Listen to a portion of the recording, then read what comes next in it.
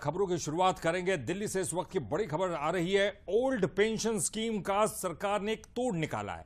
लगातार डिमांड की जा रही थी ओल्ड पेंशन स्कीम, उसका तोड़ निकाला है सरकार ने। रिटायर्ड कर्मचारियों को पेंशन देने की तैयारी है। तो जो रिटायर्ड हो जाएंगे कर्मचारी, उनको पेंशन देने की तैयारी में है।